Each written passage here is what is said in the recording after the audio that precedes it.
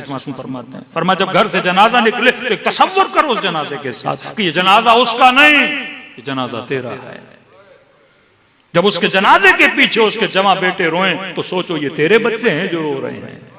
जब खवातीन के हाथ से बच्चियों की रोने की आवाजें आए तो ये सोचो ये तेरी बच्ची है जो रो रही है। जब बहनें रोएं तो ये सोचो ये तेरी बहनें हैं जो रो रही हैं। फरमाया फिर जनाजे को जब कांधों पे उठा के जाओ तो ये तसव्वुर करो ये तेरा जनाजा है जिसे कांधे पे उठाया जा रहा है। जब कब्र में उतारा जाए तो ये तसव्वुर करो ये तेरा जनाजा है जो कब्र में उतारा जा रहा है। जब तलकीन पढ़ी जाए अब ये सोचो और समझो ये तुझे बताया जा रहा है कि ये चीजें पूछी जाएंगी। और फरमाया जब मिट्टी के मन उसके ऊपर डाल दिए जाए तो फौरन घर के अंदर जाओ, 2 रकात नमाज शुक्राना पढ़ो और सजदे शुक्र अदा करके कहो कि खुदा मैं तो मर गया था, तूने मुझे दोबारा मोहलत दे के जिंदगी अता की है। इससे खौफ वजूद में पैदा होगा। पूरी एक्टिविटी हमारे लिए क्या बन जाएगी, एक मैसेज और पैगाम का नाम देगी। लेकिन सवाल यही कि मौलाना दुनिया की कोई उकला भी एग्जाम लेने से पहले पर्चा आउट नहीं करते, खुदा ने पर्चे आउट क्यों किए? क्या इतना आसान है? क्या मुनकिर नकीर पूछेंगे? नहीं पूछेंगे। मन रब्बुक, कौन था तुम्हारा खुदा? कौन सी किताब थी जिस पर ईमान लाया? कौन था तुम्हारा नबी? कौन था इमाम? का सारे पूछे जाएंगे। तो मुझे तो याद है 50 साल 60 साल एक खतीब जिक्र अहले बैत करे, क्या वो भूल जाएगा कि कब्र में इमाम कौन है? एक जाकिर जो हुसैन के नूहे पढ़े, क्या वो भूल जाएगा कि मेरा इमाम हुसैन है? जो रमजान में तरावियां पढ़े, जो कुरान की तिलावतें करे, क्या उसे नहीं पता कि मेरी किताब कुरान है? जो दिन में 5 मरतबा अजाने दे, क्या उसे नहीं पता कि ला इलाहा इल्लल्लाह अल्लाहु अकबर मेरा रब खुदा है? क्या ये भूल जाए? कोई अल्जाइमर की बीमारी हो जाती है मरने वाले को। तो जब किसी बेटे ने वालिद को ख्वाब में देखा कि बाबा सवाल हुआ कहां बेटा? जवाब दिए जी बाबा। आसान था? का नहीं बेटा। का जब जवाब पता थे तो आसान क्यों नहीं था? का जब पूछा बता तुम्हारी किताब कौन है? मैंने कहा कुरान। का यह जवाब का देना था, मलाइकों का मुझे मारना था। फिर पूछने लगे किताब कौन सी? मैंने कहा कुरान। का फिर अजाब करना शुरू किया। इमाम, मैंने कहा अमीरुल मोमिनीन अली इब्न अबी तालिब। का फिर मुझे मारना शुरू किया। कहता जब तकलीफ बढ़ी तो मेरे वजूद में शक पैदा हुआ, कहीं जवाब तो गलत नहीं दे रहा। तो मैंने कहा मलाइकतुल्लाह मार क्यों रहे हो? का जवाब गलत दे रहा हूं? का नहीं सही दे रहे हो। का फिर क्यों मार रहे हो? का क्योंकि झूठ बोल रहे हो। अगर किताब कुरान थी तो जिंदगी कुरान के मुताबिक क्यों नहीं गुजारी? इस्मा व अफहम, ये नहीं कि सिर्फ सुन बल्कि समझ। जो कह रहे हो उस पे ईमान भी है कि नहीं? अशहदु अल्ला इलाहा इल्लल्लाह हर नमाज में कहते हो, गवाही देता हूं कि मेरा अल्लाह रब्बुल आलमीन है, रब्बुल आलमीन। हर मस्जिद से अजान की आवाज आती है अल्लाहु अकबर, हर चीज से खुदा बड़ा है। फिर ईमान ऐसा ना हो जैसे आपकी कौमी असेंबली में होता है। फिर कसमें ऐसी ना हो जैसा हर वजीर वजारत के लेने से पहले खाता है। कसम खाता हूं कि इस मुल्क के कानून पे अमल करूंगा, वफादार रहूंगा। लगता है ऐसे कसम खाता है कि अमल नहीं करूंगा। ये भी तो कसम है ना आपके सामने। हर बंदा खाता है कसम खाता हूं। कसम क्यों खाता है? कुर्सी के लिए। क्योंकि नहीं खाएगा तो कुर्सी नहीं मिलेगी। कलमा नहीं पढ़ेगा तो मुसलमान नहीं कहलाएगा, कोई बेटी नहीं देगा इसको। तो कलमे इसीलिए पढ़ता है ताकि मुस्लिम सोसाइटी मुसलमान कहलाऊं। नमाज पढ़ेगा शायद कि जन्नत मिल जाए। एक डिग्री के लिए, एक मकाम के लिए कलमे पढ़े जाएं। एक मर्तबा अच्छी मजलिस पढ़ूंगा तो लोग वाह वाह करेंगे, अच्छी मनकबत पढ़ूंगा तो मजमा वाह वाह करेगा। हमारे उस्ताद कहते थे कि एक वाह वाह वो है जो जजा देती है और एक वाह वाह वो है जो अजाब देती है। का बेटा वाह वाह करना सवाब भी है, वाह वाह करना गुनाह भी है। अब ये वाह वाह उर्दू का है, फारसी में तो न वाह वाह है न अरबी में वाह वाह है। सुभान अल्लाह माशाअल्लाह। तो मैंने कहा एक ही लफ्ज अजाब भी और सवाब भी कैसे? कि अगर वाहवा करने वाला वाहवा करे जिक्र के लिए, वाहवा करने वाला वाहवा करे जो बात की जा रही है उसके लिए, तो ये इबादत है। लेकिन वाहवा करने वाला वाहवा करे जाकिर के लिए, तो फरमाया फिर इबादत नहीं है, क्योंकि वो चापलूसी है। जिक्र के लिए कर रहा हूं तो खुदा को खुश करने के लिए कर रहा हूं, बंदे के लिए कर रहा हूं तो खुदा के लिए नहीं, बंदे को। बाज लोग आपने देखे ना, सारी मजलिस में सो रहे होते हैं, फिर अचानक आंख खुलती है तो वाहवा शुरू हो जाती है। हाँ, तो वो उसको बताने के लिए कि जाग रहा हूं जनाब। हाँ, तो ये वाहवा किसके लिए हुई? बंदे के लिए हुई ना। एक वाहवा नहीं, जिक्र समझता है और नाखास्ता कलाम अमीरुल मोमिनीन पे वाहवा करना शुरू कर देता है। क्या कहा ही नहीं, कुरान की आयत पढ़ता है और अजाइब परवरदिगार आलम खिलकत के अजाइब का पता लगता है तो कहता है माशाअल्लाह सुभान अल्लाह। तो इस्मा भी है, अफहम भी है, सुन और समझ। कि अगर कह रहा है अल्लाह बड़ा है तो वाकई जिंदगी में अल्लाह को बड़ा माना प्रैक्टिकली। अगर कह रहे हो कि मेरा इमाम अमीरुल मोमिनीन है, मुझे कहा तो कह तो रहा है कि अली तेरा इमाम है, क्या जिंदगी इमाम के मुताबिक गुजारी थी कि नहीं गुजारी थी? और आज जिस दौर में हम रह रहे हैं कैपिटलिज्म का दौर है, सरमायादाराना निजाम, कि इंसान जो भी करे सरमाए के लिए करे, जो भी करे माल के लिए करे, पैसे के लिए करे। हमारे यहां जो भी करो खुदा के लिए करो। 2 रकअत नमाज पढ़ता हूं कुर्बतन इल्लल्लाह, मजलिस में आता हूं कुर्बतन इल्लल्लाह। आपको पता चला मजलिस है, अब कितने लोग हैं जो मजलिस के लिए आए और कितने लोग हैं जो किसी को शक्ल दिखाने के लिए आए कि आज हम नहीं जाएंगे, कल हमारी में नहीं आएगा।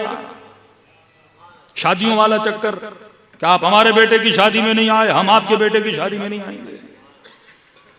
सजा और जजा किसकी वजह से मिलती है? नियत की वजह से। 2 रकअत नमाज पढ़ता हूं कुर्बतन इल्लल्लाह, हदफ बता रहा है, ऐ खुदा ताकि तेरे करीब हो जाऊं। रोजा रखता हूं ताकि तेरे करीब हो जाऊं, मजलिस में आता हूं ताकि तेरे करीब हो जाऊं, करबला जा रहा हूं ताकि तेरे करीब हो जाऊं, जिक्र अहले बैत कर रहा हूं, जाकिर बनूं, मौलवी मनकबत खात बनूं ताकि किसके करीब हो जाऊं? तेरे करीब। डॉक्टर बन रहा हूं ताकि तेरे करीब हो जाऊं, इंजीनियर बन रहा हूं ताकि तेरे करीब हो जाऊं। लेकिन नमाज पढ़े पर खुदा के करीब न हो तो नीयत पूरी हुई कि नहीं? सुबह नमाज पढ़े और शाम को हुसैन के सीने पे सवार हो जाए, कुर्ब खुदा मिला। अल्लाहु अकबर कहे पर किसी और को सुपर पावर माने, तो कहा इस्मा व अफहम, जो कह रहे हो उसे समझा भी करो। पेश इमाम जमाअत की शर्त, अगर जमाअत में रहना चाहते हो तो शर्त जमाअत यह है कि जब तक पेश इमाम जमाअत रुकू में नहीं जाएगा तुम नहीं जाओगे, वो सजदे में नहीं जाएगा तुम नहीं जाओगे। इमाम जमाअत रुकू में खड़ा हो और मैं उससे पहले रुकू से खड़ा हो जाऊं और फिर सजदे में चला जाऊं तो जमाअत से निकल जाओगे और फुरादा में दाखिल हो जाओगे। पहले इमाम फिर मामूम। जब एक छोटे से इमाम जमाअत से आगे पीछे पहले हो जाऊं तो मेरी जमाअत टूट जाती है, तो अली को इमाम मानने के बाद अगर अली की जिंदगी पे अमल न करूं तो अली इमाम कैसे रहेगा मेरा? हाँ? फिर उस ईमान के मैदान में कैसे खड़ा रहूंगा? हदीस मासूम में फरमाया आलम बरज़ख में तुम्हारा काम है उस मैदान तक पहुंचना, फिर हमारा काम है तुम्हारी शफाअत करना। अब कोई मैदान तक पहुंच ही नहीं पाएगा तो शफाअत कैसे होगी? आपके मौलाना करबला जाने का बड़ा शौक है, कहेंगे ठीक है जनाब आप पासपोर्ट बनवा लो, हमारा काम है आपको करबला ले जाना। अब आप कहेंगे मौलाना हम पासपोर्ट भी नहीं बनवाएंगे, आप हमें ले जाओ। वो जनाब ऐसे तो नहीं होगा, आपका काम है पास बनाना, अब हमारा काम है वीजा लगाना, टिकट लेना, करबला भिजवाना। मासूम फरमाते तू बरज़ख के उस मैदान तक पहुंच तो सही जिसे वादी सलाम बोला जाता है। अब बंदा वादी बरहूत में चला जाए और कहे कि इमाम हुसैन मेरी शफाअत कीजिए, उस मैदान तक पहुंचना तेरा काम है, आगे शफाअत करना किसका काम है? हमारा काम है। सल्लल्लाहु अलैहि मोहम्मद व आले मोहम्मद।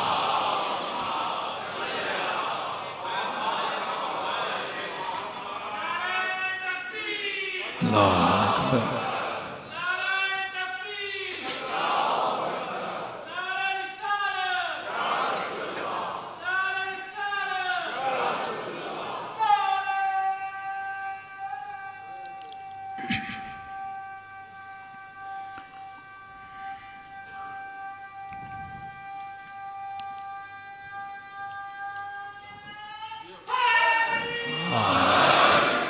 माशाअल्लाह, ऐसे 5-6 नारे वाले आ जाएं, मेरी पूरी मजलिस सलवात पढ़े मोहम्मद वाले मोहम्मद।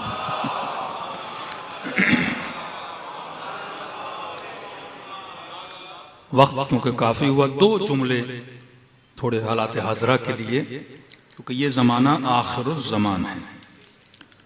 आखिरी ज़माने में वही बच पाएगा। एक आखिरी ज़माने की उम्मीद भी है और एक खौफ भी है। उम्मीद ये कि रसूल का फरमान है कि आखिरी ज़माने में जो अपने ईमान को बचा ले उसका मकाम शुहदाए बद्र के बराबर है। बाज़ रिवायात में अपने असहाब को बिठा के बोला कि आखिर में आने वाले तुम में से भी ज्यादा अफजल होंगे। पूछा, या रसूलल्लाह क्यों? हमने आपको देखा जंगों में आपके साथ। फरमाया, यही तो कमाल है, उन्होंने देखा नहीं होगा, लेकिन ईमान ऐसे है जैसे तुम लोगों का ईमान है। मैदानों में ऐसे जाएंगे जैसे तुम लोग मेरे साथ रिकाब में बैठ के अल्लाह की राह में जिहाद किया करते थे। और शुहदाए दिफाए मुकद्दस को आपने देखा होगा, इतना पुख्ते ईमान वाले। फरमाया, मोमिन के लिए फर्क नहीं, मौत उस पे आती है या वो मौत पे आ जाता है। मौत तो आनी है, ये बात बच्चों को भी ज़हन में बिठा दे। मौत खौफ नहीं लाती, मौत के बाद का सफर बाइसे खौफ है। आखिरी ज़माना, आखिरी ज़माने में एक तबका बचेगा, 2 तबके तबाह बर्बाद हो जाएंगे। सिर्फ इशारा कर रहा हूं, कभी जिंदगी रही तो इसकी तफसील में जाएंगे आपके गौर और फिक्र के लिए, ताकि घर में जाके आप इस टॉपिक पे सोचें। अल्लाह सैयदा ज़ैनब के रोजे की हिफाजत फरमाए, खुदा सैयदा सकीना के रोजे की हिफाजत फरमाए। बड़ा दुख हुआ, 2 दिन पहले हमारे शाम से आए हुए दोस्त ने बता रहे थे, आपस में बातें हो रही थी कि मौलाना 2 दिन पहले सैयदा की शहादत का दिन। फरमाया, इस शहादत के दिन में कम से कम बीबी के रोजे में 1,500-2 हजार के करीब, उससे भी ज्यादा कह रहे हैं लोगों का मजमा होता था। और परसों यानी 2 दिन पहले बता रहे थे कि पूरे हरम में एक बंदा भी नहीं था, गुर्बत बीबी ज़ैनब सलाम अलैहा की। तो एक सवाल कई लोगों ने पूछा किया।